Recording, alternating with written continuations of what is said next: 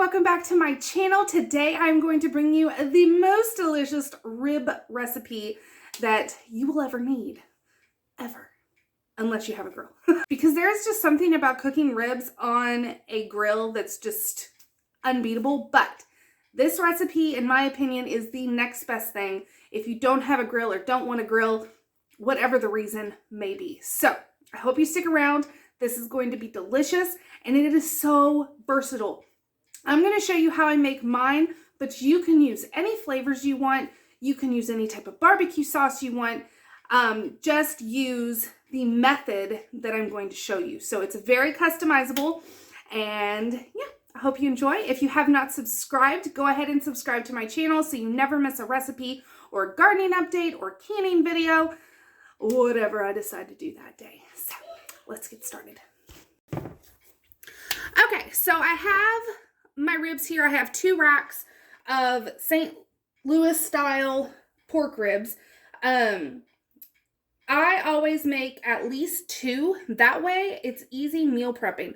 So we'll have dinner, we'll have lunches, we'll be able to make barbecue sandwiches. I can freeze this for later meals. It's a really easy way to meal prep. So I always pretty much double a recipe in most cases when it's meat like this, just so I don't have to cook it for a long time the next time I want it. So I'll already have it made.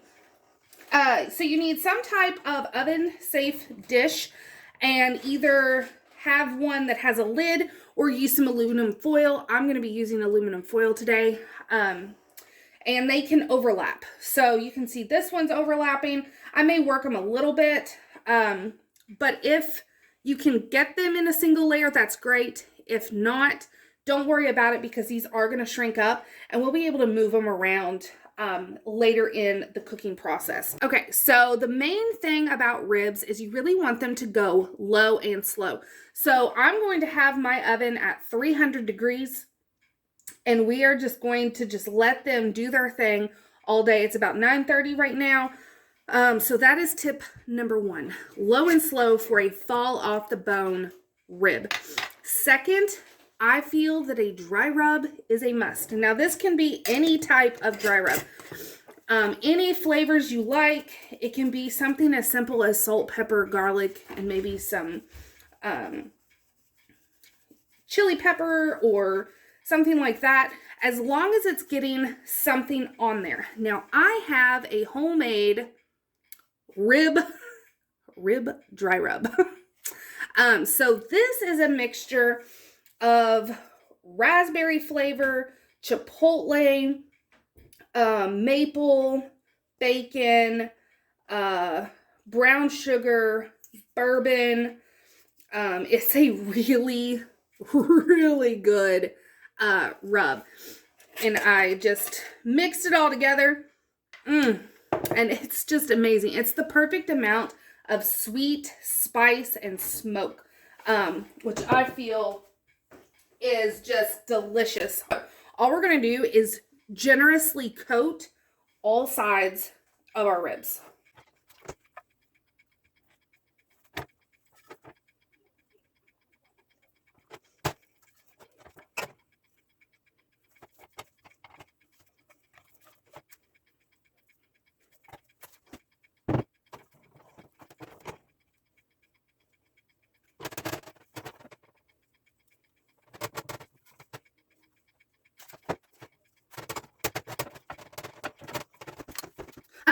If you're wanting to do a homemade rib rub, one of my go-tos when I don't have something like this is just, I make sure there's spice, salt, and sweet. So like chili powder or red pepper flakes, salt, pepper, garlic, probably some onion, and brown sugar, molasses, anything that's going to give it a sweet tang to go with a spice, I feel makes really good ribs.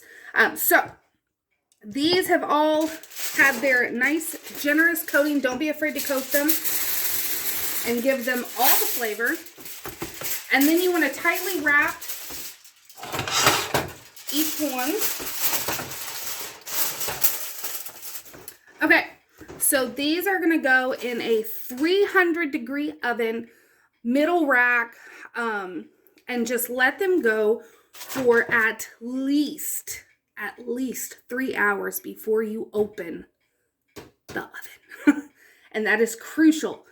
Do not worry about them. They're going to make their own juices, their own basting liquid. They do not need to be bothered. I know they're going to smell amazing. You're going to be like, oh, they're done. Or, oh, what if they're burning? Do not touch them. Do not touch them. Just leave them be. It is a low enough degree that they are not going to burn.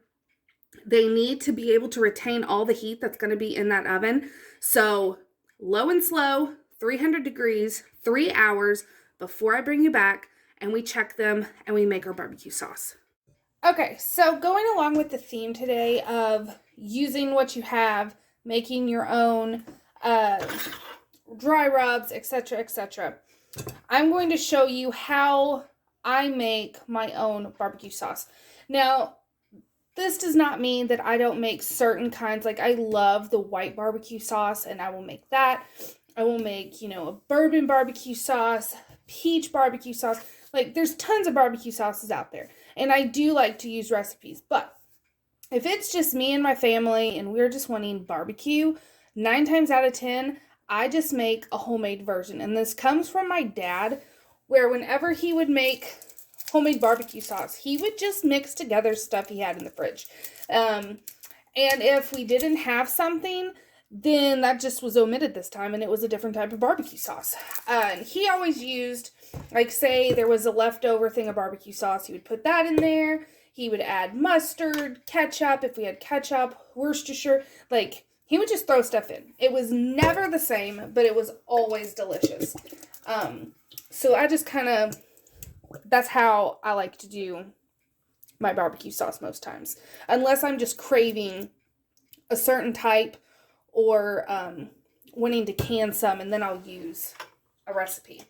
So, sticking true to my dad's version, we're just going to put some different barbecue sauces that we had in the fridge in our bowl. I have sweet brown sugar and sweet honey. So they're pretty basic. Nothing too fancy. And then we're going to add a little bit of liquid smoke. If you use liquid smoke, be very sparing when you use it.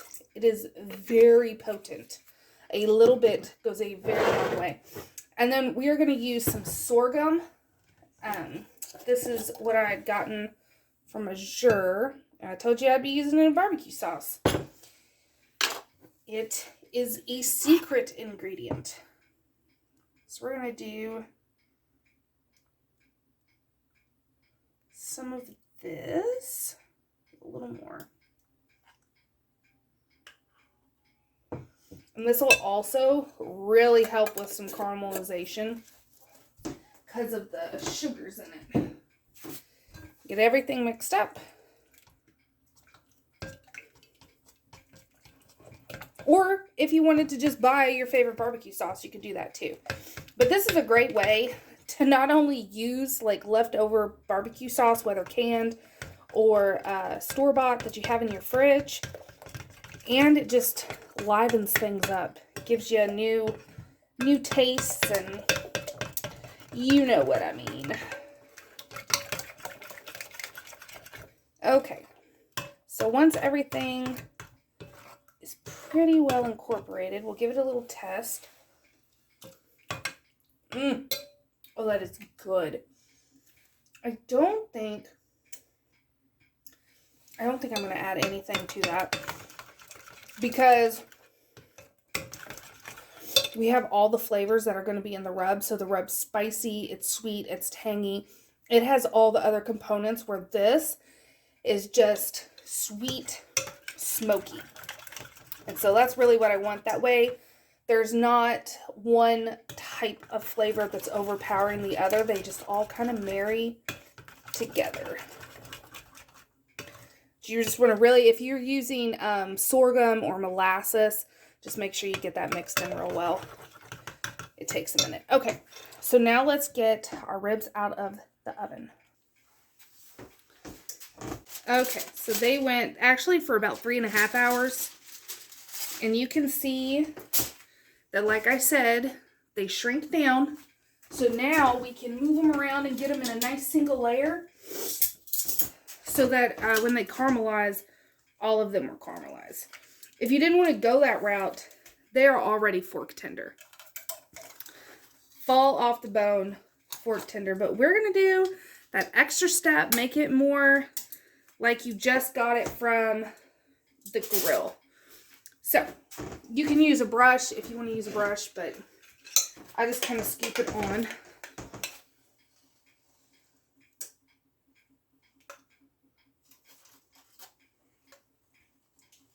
Okay, so I have both sets done, and I did leave a little bit left, and we're just going to drizzle that on the top whenever it's done.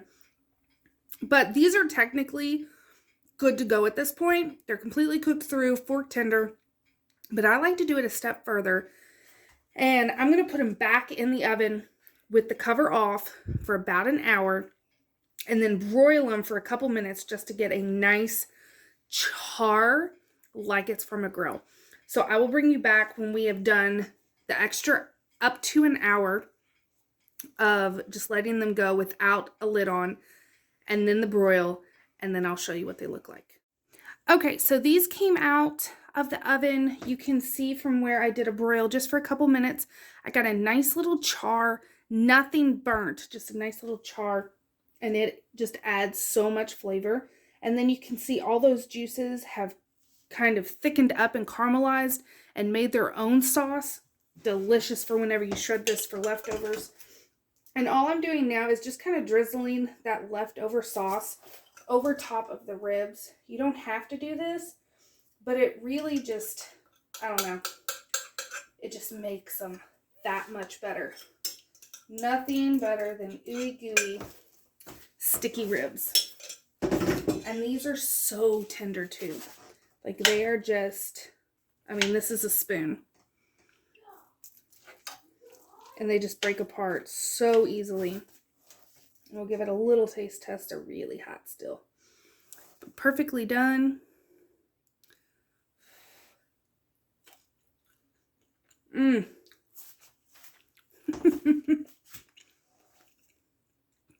So good. Finger looking good. And they are just as good as if you were to have these on a grill. So I hope you enjoyed this video. I hope you try it out for yourself. And let me know how you like it. Thanks for watching.